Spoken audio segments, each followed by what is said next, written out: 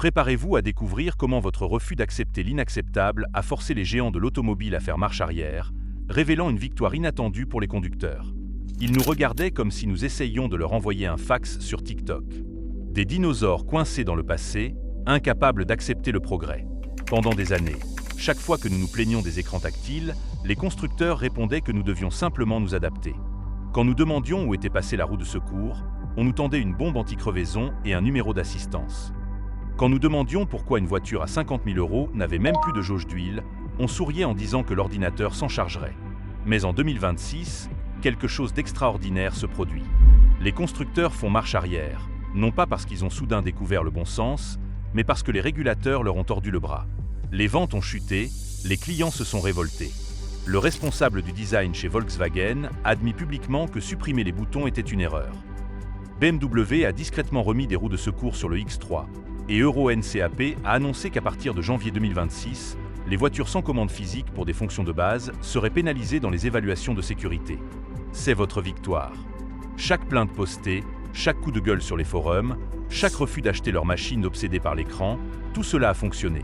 Aujourd'hui, nous allons passer en revue 11 fonctions que les constructeurs avaient supprimées et ce qui est enfin en train de changer. Certaines sont déjà de retour, d'autres reviennent bientôt. Et pour quelques-unes, le combat continue. Si vous suivez Capot Levé, vous savez que nous documentons cette folie depuis des années. Et si, comme moi, cela vous soulage de voir la raison revenir enfin dans les intérieurs, abonnez-vous, car nous allons continuer à tenir les constructeurs responsables jusqu'à ce que chacune de ces fonctions soit restaurée. On commence par le plus gros retournement. Numéro 11, les boutons physiques pour la climatisation et l'audio. Et là, ce n'est pas seulement un retour, c'est en train de devenir une exigence. À partir de janvier 2026, Euro NCAP pénalisera toute voiture qui n'a pas de commande physique pour 5 fonctions jugées critiques. Les clignotants, les feux de détresse, le klaxon, les essuie-glaces et le système d'appel d'urgence. Si un constructeur enfouit cela dans des menus d'écran tactile, il perd des points et donc des étoiles. Et comme environ 90% des acheteurs européens regardent ces notes avant d'acheter, ce n'est plus une option. C'est un passage obligé, mais ce qui est vraiment accablant, c'est que les chiffres existent déjà. En 2022, le magazine automobile suédois Vibilagar a testé 12 véhicules pour mesurer le temps nécessaire à réaliser des tâches basiques en roulant à 110 km/h. 4 tâches simples: activer le siège chauffant, augmenter la température de 2 degrés Celsius, démarrer le désembuage et régler la radio sur une station précise. Résultat, une Volvo V70 de 2005 avec des boutons physiques à boucler, cela en 10 secondes. Pendant ce temps, le conducteur a parcouru 306 mètres. La MG Marvel, avec son écran géant, a mis 44,9 secondes. Le conducteur a parcouru 1372 mètres, plus d'1 kilomètre, les yeux alternant entre la route et l'écran. La BMW X a eu besoin de 30 secondes, la Volkswagen ID, 3 de 25,7 secondes. Nous parlons de véhicules premium à 50 000 ou 100 000 € et une Volvo vieille de 17 ans les a humiliés sur un test d'ergonomie basique. Volkswagen a déjà commencé à reculer. Le chef du design, Andreas Smith, a déclaré à Autocar « Nous ne referons plus jamais cette erreur ». Le nouvel ID, Polo, dévoilé fin 2025, revient à des boutons physiques pour la climatisation et l'audio. La Golf et le Tigran restylé récupèrent de vrais interrupteurs. Hyundai recule aussi. La marque a remis des commandes physiques sur le Tucson, le Palisade et le Santa Cruz, après des focus group où les gens ont été surpris de découvrir à quel point nous détestons les écrans pour les fonctions de base. Porsche ramène des boutons pour le PCM. Même Ferrari a reconnu que ses commandes tactiles sur le volant n'étaient pas parfaites à 100%.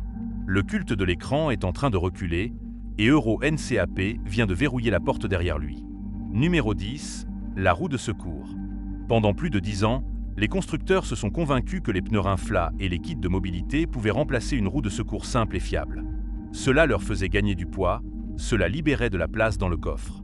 Sur une fiche technique, cela faisait moderne, sauf qu'ils ont oublié le reste. Un pneu Rinfla, cela coûte 250 à 350 € pièce, contre 80 à 120 € pour un pneu classique. Cela durcit le confort. Et dans les zones rurales, ces pneus sont souvent difficiles à trouver. Quant aux bombes anti-crevaison, elles détruisent le pneu de manière permanente. Donc si la crevaison est trop grosse, vous appelez quand même une dépanneuse. Et pendant des années, BMW a été l'un des pires élèves. Toute la gamme partait sans roue de secours.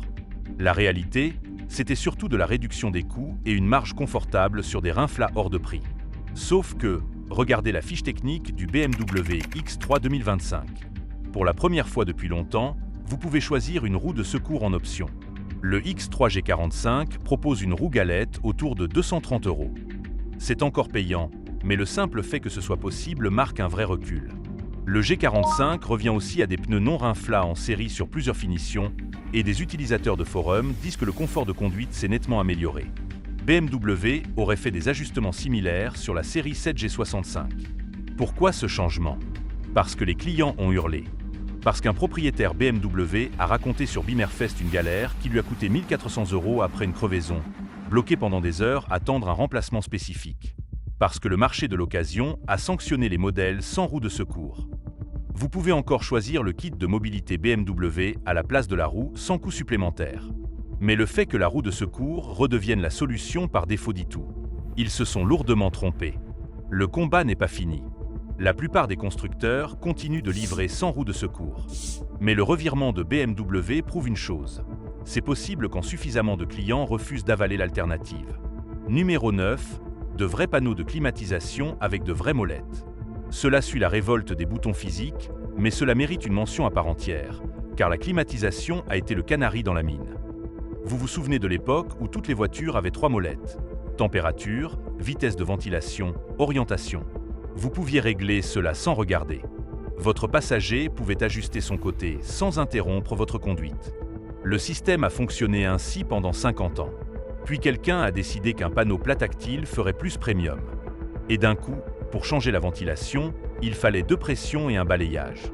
Pour la température, il fallait quitter la route des yeux. La climatisation Bison est devenue un menu caché à 3 niveaux de profondeur. La réaction a été immédiate et elle n'a jamais vraiment disparu. Et là, les constructeurs commencent enfin à écouter. Le Hyundai Palisade 2026, malgré ses 2 écrans énormes au tableau de bord, montre des boutons physiques et des molettes pour la climatisation. Le Tucson est revenu à des commandes physiques pour la climatisation et l'audio. Le Kona a certaines des meilleures commandes physiques de sa catégorie. Mais attention au moment d'acheter. Certains modèles Hyundai, comme le Santa Fe, utilisent encore des panneaux haptiques pour la climatisation. C'est à peine mieux que l'écran tactile, donc il faut vérifier la finition exacte. Volkswagen est plus clair sur son revirement. LID. Polo, présenté fin 2025, revient à des boutons piano physiques pour la climatisation et l'audio. Rétro-éclairé, tactile et impossible à déclencher par erreur. La Golf et le Tiggan restylé récupèrent de vrais interrupteurs, et Mazda mérite d'être cité parce que la marque n'a jamais lâché le combat. Le CX-30 et le CX-5 gardent de vraies molettes de climatisation, et le succès commercial de Mazda prouve que les clients le remarquent. Dacia, pareil. Des commandes de climatisation avec de vrais interrupteurs sur toute la gamme, et ils vendent plus que jamais. La leçon est simple. La climatisation n'est pas de l'infodivertissement, c'est une fonction essentielle réglée en permanence. L'enterrer dans du logiciel n'a jamais été du progrès. C'était de la réduction des coûts déguisés en innovation. Numéro 8, la jauge d'huile. Celle-là me met hors de moi, car elle résume tout ce qui ne va pas dans l'ingénierie automobile moderne. Un composant qui coûte peut-être 2 € à fabriquer, qui fonctionne depuis un siècle, qui vous donne une information immédiate et fiable, remplacé par un capteur à 250 € planté dans une huile bouillante. En attendant de tomber en panne, vous vous retrouvez à faire confiance à un capteur ridicule pour savoir si votre moteur, un bloc à 20 000 €, est en train de se rapprocher d'un serrage. BMW a supprimé les jauges d'huile autour de 2006. La justification des études de marché montrait que les clients les utilisaient rarement. Mercedes a suivi. Audi a rejoint le club et les problèmes ont commencé immédiatement. Des témoignages racontent des capteurs de niveau d'huile électronique totalement incohérents. Une semaine, la voiture dit d'ajouter environ 1 litre. La semaine suivante, elle annonce que c'est trop rempli, alors que rien n'a changé. Et évidemment, ces capteurs finissent par lâcher, coincés dans un environnement chaud, contaminé, agressif. Le pire, c'est quand on met les chiffres bout à bout. La documentation BMW indique que certains moteurs peuvent consommer jusqu'à environ 1 litre d'huile tous les 1280 à 1450 km normalement. En parallèle, ils recommandent des intervalles de vidange à 24 000 km. Si votre moteur contient environ 7 litres, cela veut dire qu'entre 2 entretiens, il pourrait théoriquement vous falloir environ 15 litres. Le calcul ne tient pas. Et sans jauge, le propriétaire n'a aucun moyen de vérifier la réalité contre ce que raconte l'écran. Mais voici la victoire partielle. Les V8 BMW des séries 7 et 8 ont en réalité conservé une jauge physique. Ils l'ont juste planquée au fond du compartiment moteur, près de la boîte à air, puis ils ont poussé les propriétaires à utiliser l'écran à la place. La jauge était là depuis le début. BMW a simplement fait comme si elle n'existait pas. Aujourd'hui, au moins, ils en reconnaissent l'existence via la documentation d'entretien. En revanche, sur les 6 cylindres N54, N55 et B58 qui motorisent une grande partie de la gamme, il n'y a réellement pas de jauge. Vous dépendez entièrement d'un capteur qui baigne dans une huile chaude et sale. Le combat continue. Mais le simple fait que des jauges existent encore sur des BMW haut de gamme prouve qu'ils savent au fond que le tout électronique était une erreur. Numéro 7. Les moteurs atmosphériques. Le grand basculement vers le turbo devait offrir une meilleure consommation avec une puissance équivalente. En laboratoire, cela fonctionne. Dans la vraie vie, c'est une autre histoire. Un moteur turbo, cela vient avec le turbolag. Cela exige souvent du carburant premium. Cela ajoute de la complexité, intercoolé, wastegate, blow-off valve, des pièces et des conduites qui peuvent fuir ou lâcher. Et la consommation promise se volatilise dès que vous conduisez avec un minimum d'enthousiasme, parce que le turbo pousse naturellement à appuyer pour aller chercher le boost. Et surtout, un turbo vit dans des conditions extrêmes. Des gaz d'échappement qui font tourner une turbine à plus de 100 000 tours par minute, des températures au-delà de 800 degrés Celsius, des paliers refroidis par l'huile qui peuvent cuire si vous ne laissez pas le moteur tourner au ralenti après une conduite appuyée. Quand cela casse, cela coûte cher. Mazda a refusé de suivre le troupeau. Ses moteurs Skyactiv-G atmosphériques motorisent la MX-5, le CX-30 et la Mazda 3 avec une efficacité impressionnante et une fiabilité béton. Le Skyactiv-G2, 0 litres sort 186 chevaux sans suralimentation, annonce 6,5 L 100 km en conduite réelle et affiche un historique de fiabilité impeccable. Toyota a gardé des options atmosphériques à travers sa gamme hybride. La Corolla Hybride utilise un 1. 8 litres atmosphériques que Consumer Report évalue à seulement 3 problèmes pour 100 véhicules, contre 67 pour la Mercedes Classe C Turbo. Honda maintient des moteurs atmosphériques sur la Jazz et sur certains marchés de la Civic. Ces moteurs ne font pas la une des journaux, mais ils ne remplissent pas non plus les dossiers de garantie. La tendance ne s'est pas totalement inversée. La plupart des constructeurs européens restent mariés au turbo pour des raisons de conformité aux normes d'émission. Mais le succès continu de Mazda, Toyota et Honda prouve qu'il existe un marché pour la simplicité. Et à mesure que les soucis de fiabilité liés au turbo s'accumulent, attendez-vous à voir d'autres constructeurs reconsidérer leur position. Numéro 6. Le frein à main manuelle. Le frein de parking électronique a été vendu comme un confort moderne. Un bouton à la place d'un levier, l'auto-hold, l'engagement automatique. Sauf qu'on a oublié de préciser le point le plus important. Quand un frein de parking électronique tombe en panne, vous n'avez plus de frein de parking. Un frein à main manuel qui faiblit, cela se rattrape avec un réglage de câble. Un système électronique qui lâche, c'est une panne totale, souvent direction le concessionnaire. D'un côté, vous avez une réparation en 15 minutes. De l'autre, vous avez un système complet qui peut vous laisser sans solution. Et il y a autre chose. Le frein électronique supprime le contrôle manuel, la modulation possible en urgence et surtout le secours mécanique. Si vos freins principaux ont un souci, un frein à main traditionnel vous laisse une solution de secours. Un système électronique vous laisse un bouton qui peut ou non répondre. Seulement environ 8% des voitures neuves vendues en Europe proposent encore un frein à main manuel. La fonction a été méthodiquement effacée des modèles grand public. Mais Dacia refuse de suivre complètement. La Sandro et le Jogger gardent un frein à main manuel. Le nouveau Dusté passe à l'électronique sur les finitions hautes. Une concession décevante, mais la philosophie reste la même. Simplicité et réparabilité avant la technologie. Et les ventes appuient ce choix. La Sandro a été la voiture la plus vendue en Europe en 2023, et certains modèles plaisir tiennent aussi la ligne. La Toyota GR86 et la Subaru BRZ gardent le levier, et la Mazda MX-5 n'envisage même pas de le supprimer. C'est une fonction qu'on tente encore de préserver plutôt que de restaurer. Mais chaque Sandro acheté, chaque MX-5 vendu, chaque GR86 sur la route envoie un message. Les conducteurs préfèrent la simplicité mécanique à la commodité électronique. Numéro 5. La direction assistée hydraulique. La direction électrique a pris le pouvoir parce qu'elle économise du carburant. Plus de pompes hydrauliques, donc moins de pertes permanentes sur le moteur. Le gain est réel, peut-être 2 à 3% d'efficacité, mais le prix à payer, c'est le ressenti. L'hydraulique donne un retour linéaire et progressif, et vous dit exactement ce que font les roues avant. L'électrique filtre tout à travers des capteurs, du logiciel et un moteur. Les meilleurs systèmes s'en approchent, la plupart ne s'en approchent même pas. Porsche a subi une révolte des clients quand ses premières directions électriques semblaient mortes, artificielles. La marque a investi massivement pour réinjecter du feedback, et la 911 actuelle est vraiment excellente, mais cela a pris des années et des années de plaintes. La direction électrique s'est améliorée, mais l'hydraulique est presque éteinte sur le neuf. Ce n'est pas une fonction qui revient, c'est une fonction que l'on a perdue et que les constructeurs tentent maintenant d'imiter par logiciel. Mazda mérite un crédit. Leur direction électrique privilégie le retour d'informations et le ressenti d'une MX-5 rivalise avec des directions hydrauliques d'autrefois. Si vous voulez du feeling, testez une Mazda puis un concurrent. La différence est immédiate. Numéro 4, ce qui était standard et redevient standard. Pendant des années, les constructeurs ont vidé leurs voitures pour afficher des prix d'appel, puis ont facturé en option des choses autrefois incluses. Peinture métallisée, tapis de sol, roues de secours, caméra de recul, des éléments transformés en ligne à 500 €. La réglementation force des reculs. Caméra de recul obligatoire dans l'UE pour certaines nouvelles homologations à partir de 2024. Freinage automatique d'urgence requis, limiteur de vitesse imposé. Donc les constructeurs ne peuvent plus faire payer en option de la sécurité que la loi rend obligatoire. Mais la pression la plus efficace vient des marques Value. Dacia met la climatisation, les vitres électriques et un système multimédia de série, même sur une Sandero d'entrée de gamme. MG propose des équipements qui coûteraient des milliers d'euros en option ailleurs, tout en cassant les prix.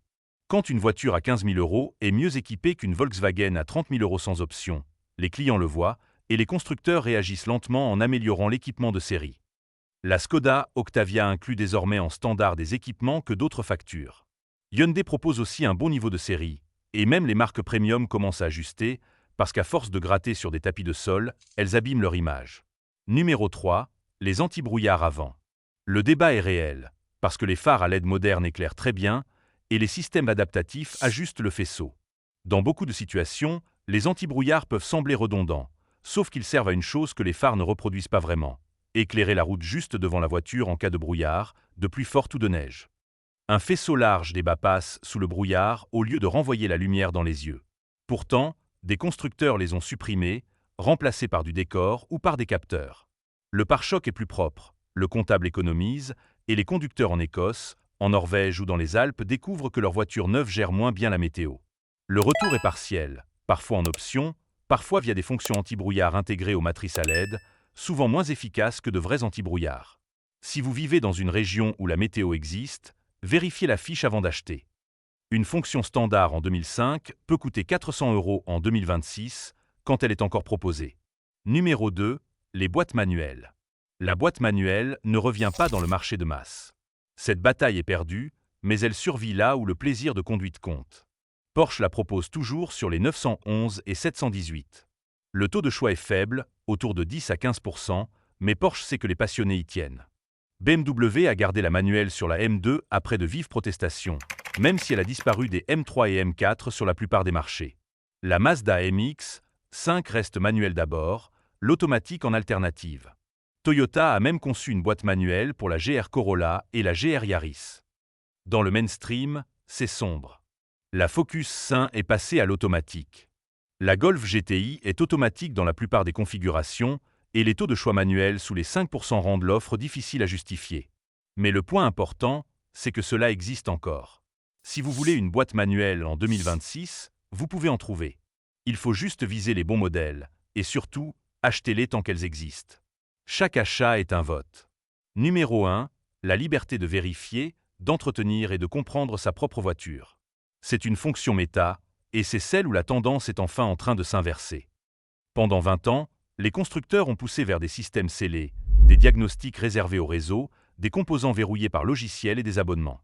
Ils voulaient vous rendre dépendant et que chaque interaction passe par leur centre de profit. Mais le retour de flamme est massif. Le « Right to Repair » progresse en Europe.